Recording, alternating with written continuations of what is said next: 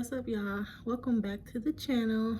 If you haven't tuned in to the first video that I released with my new intro, go ahead and check that out for me. I feel like that was a super relatable video for mothers, for women. So yeah, just bouncing off of the first video, I wanted to talk about what I do to gain peace, just to give you some ideas of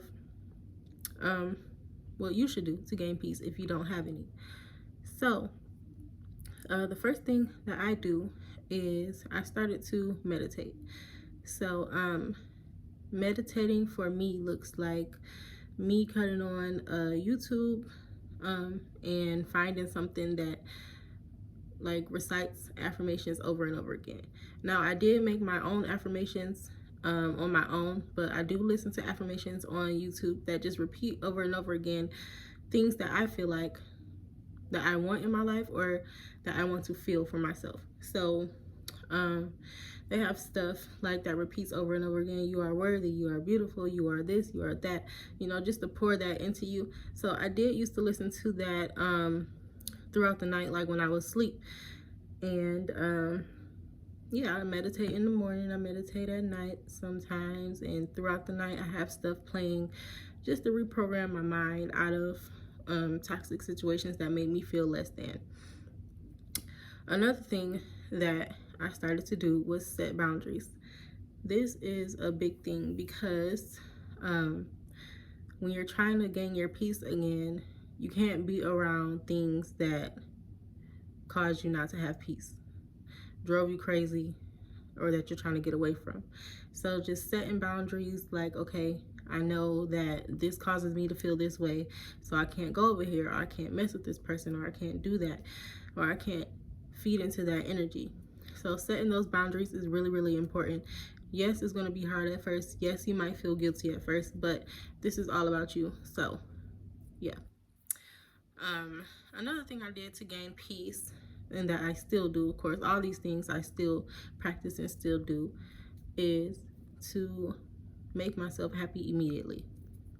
So say that I'm in an unhappy mood, something made me mad, pissed me off.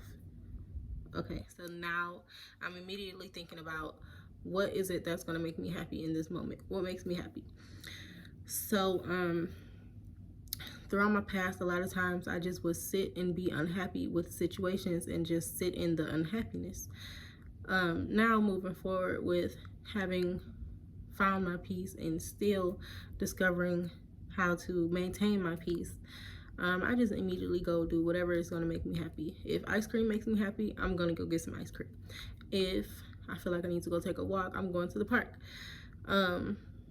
Whatever.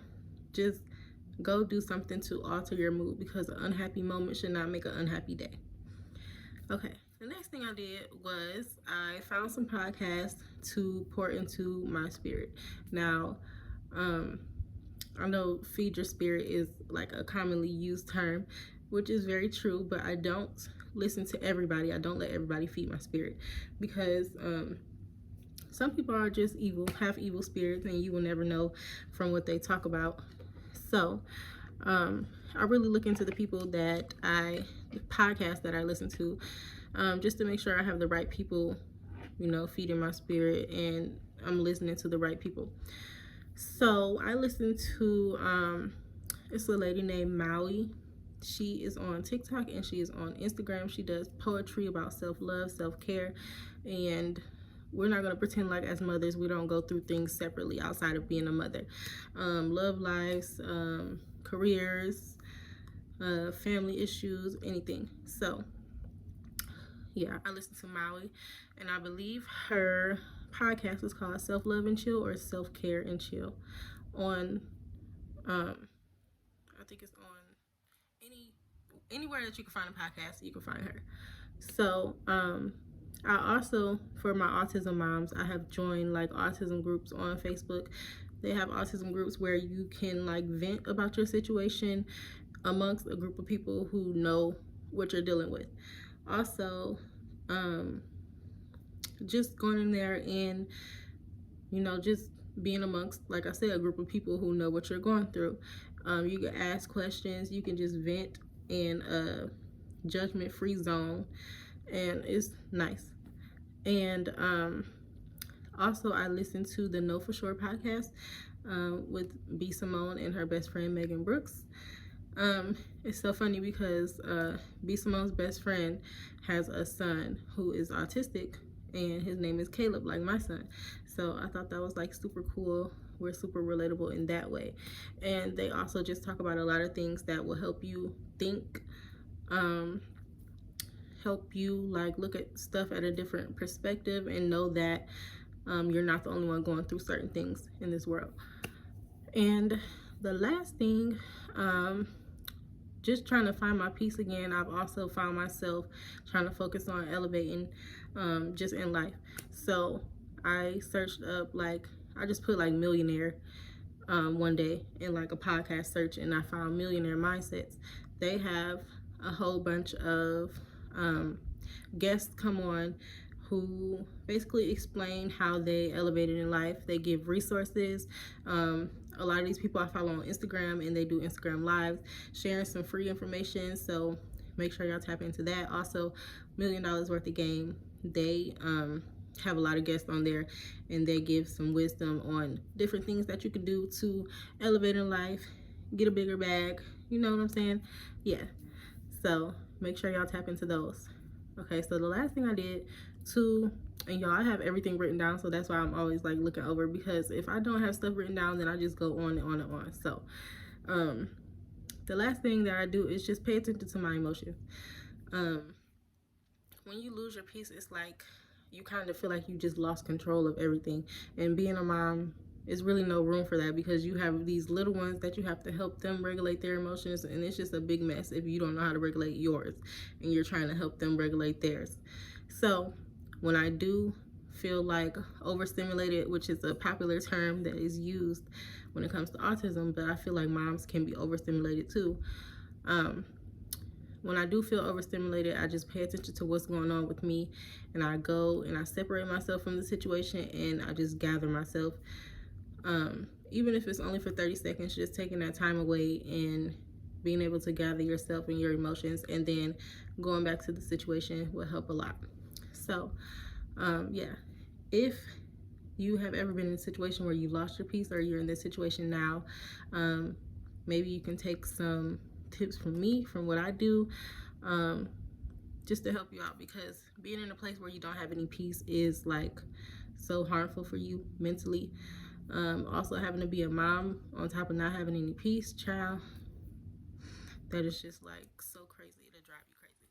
So yeah, if you have found ways to maintain your peace in your life, comment down below what you do. Maybe you can help somebody else out. I know I don't have a huge following right now, but eventually I will, and I want to just help anybody out who's been in situations that I've been in, because I just don't want any other woman to ever feel how I have felt mentally.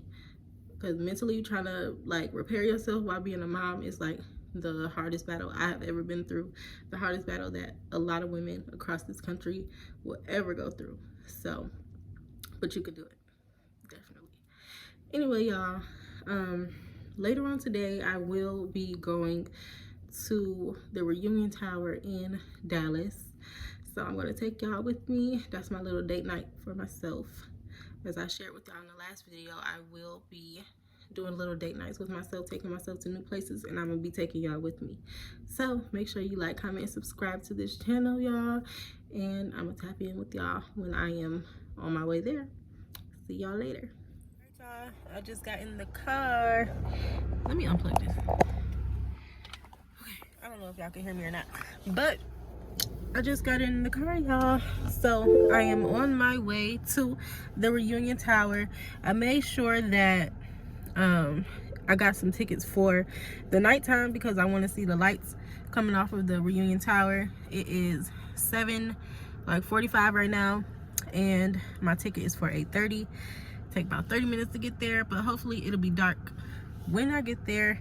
So I'm gonna pick back up when I get there, y'all. Peace. I'm here, y'all. That's the tower. It's not lit up yet. So here's my ticket. I bought it online for $20, and they printed it out when I got there at the desk. So we have to take an elevator all the way up. I believe it's like 500 feet in the air. Your ears will pop while you're on this elevator. It's just so cool to see you going up and up and up. But yeah, all the way up here.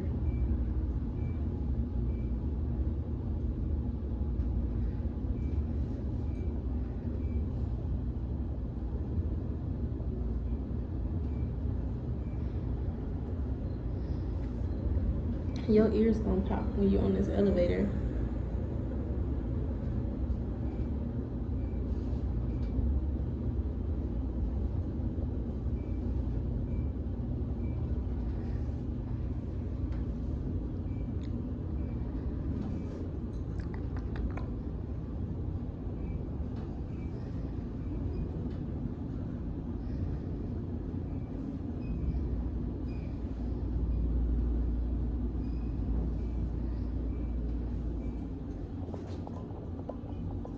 So here is just a picture of this big old globe thing that you get to walk around and stand in. Like I said, it's 500 feet in the air, y'all. It's called the Reunion Tower in Dallas.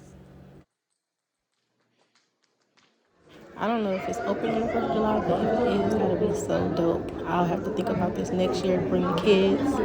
They have discounted prices for kids too.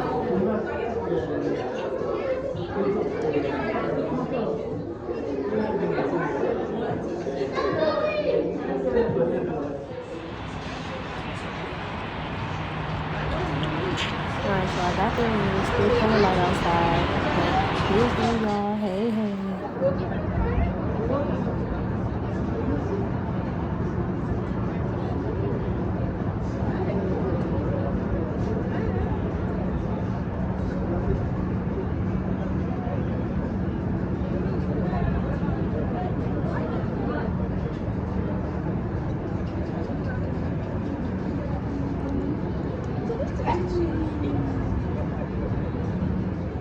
Now, as y'all can see, it's starting to get a little darker outside. You can start to see the lights lighting up all over the city, which I would recommend that you guys go at nighttime. Like I said, I tried to wait until it became nighttime, so I reserved my ticket for 8:30, but you might even want to go later, probably like 9 o'clock, 10 o'clock.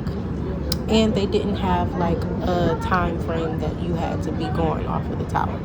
In this video, I was just trying to show y'all the lights that were shining around the tower and stuff like that.